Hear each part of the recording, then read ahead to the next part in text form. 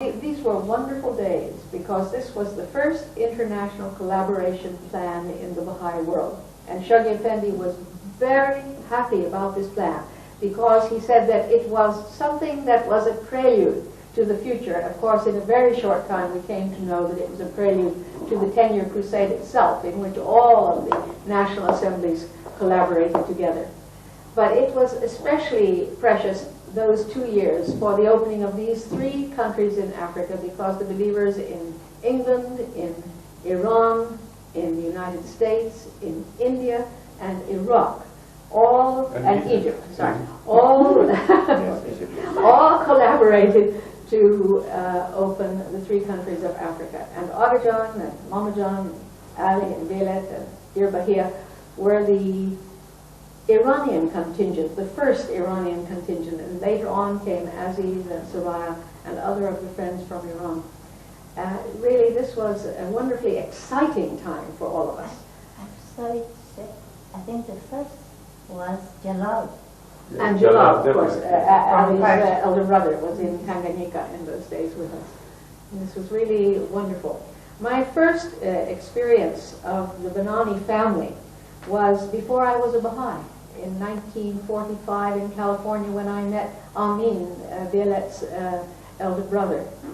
And I had no idea, it never entered my head at that time, that I was destined to spend the rest of my life in close association with dear Amin's family. I haven't seen Amin very much since that time, but I thank him for introducing me to this lovely family. Now you have to remember that I did not speak Arabic nor Persian, and I could not speak to Agajan.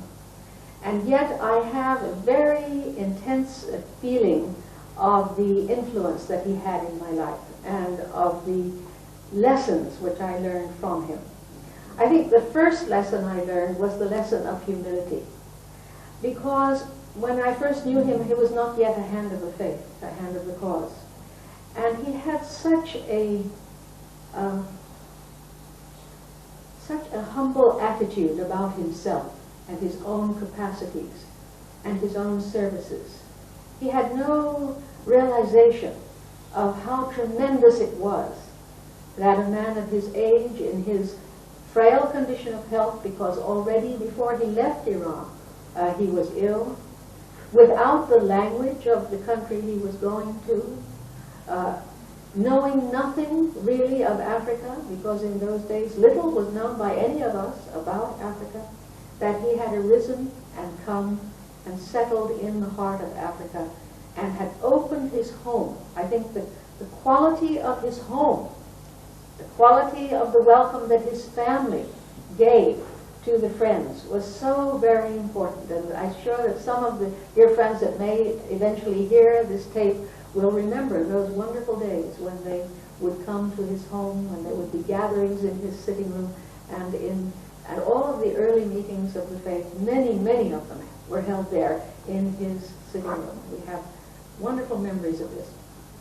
I think the second lesson that I learned from Agajan was a lesson that one sometimes learns from individuals. You know, I think that sometimes one meets a person who seems to embody a particular characteristic which stands out like a bright light.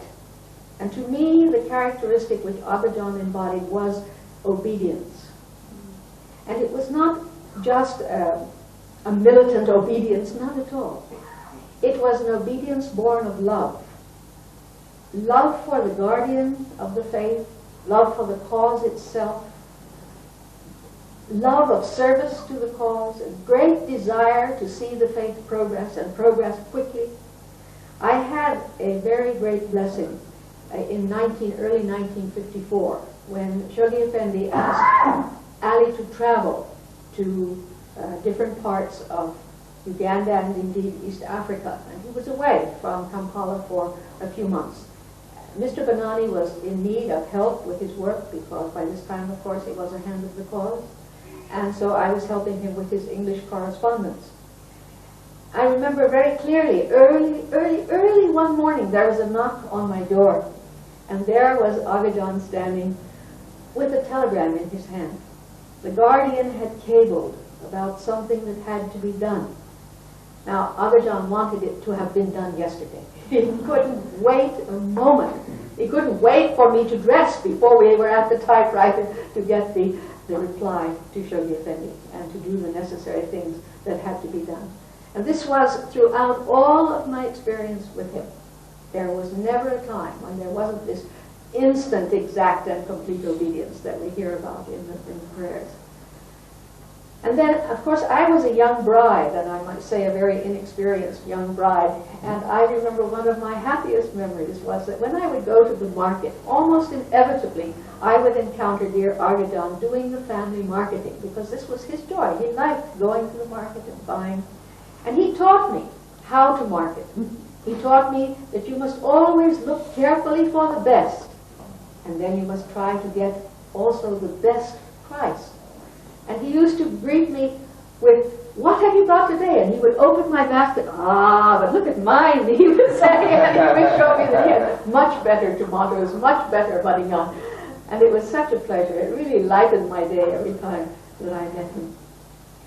But friends, you know, to me, and I'm sure it's in all of our hearts, the thing which really makes Agajan something very special for Africa is his long suffering. When you remember, he suffered from lack of language, first of all, that he couldn't communicate with us, and how we could sense that desire, that longing to communicate with us. And then he suffered from his health. He was diabetic, and with all that that implied, and the fact that later on his leg had to be amputated, and he became almost blind. And then he had a stroke, and as we know, that for 11 years, Mama John, he was confined to bed. Absolutely in bed for 11 years. A man who was well-to-do, who had lived in comfort all his life, who could so easily have decided to go back home and to be taken care of at home, and yet he decided to hold to his pioneer post, and he decided to continue his services as a hand of the cause, and he decided that still his home must be open for the friends. To me, this was an example that is, even to this day, unequaled in the history of the cause in Africa. And I feel sure that these sacrifices and this suffering, right until the very last day of his life,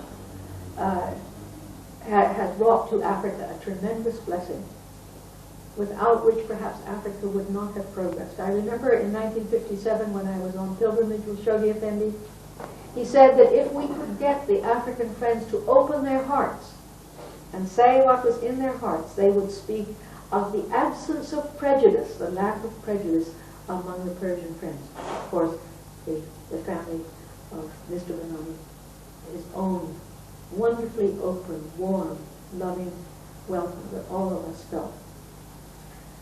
And I also owe something to him which is so precious to me, the most precious thing in all the world I owe to him, for which I can never thank him. And that was when, in 1957, we received a cablegram having applied for pilgrimage. We received an answer from Shoghi Effendi which said that I was welcome, but that Hassan should wait because there had been trouble with Egypt the previous year, and he should wait a little while to come. Instantly, I decided I also should wait and go with Hassan. And so I went to visit Agajan, and Agajan asked me if I had had an answer from the Guardian.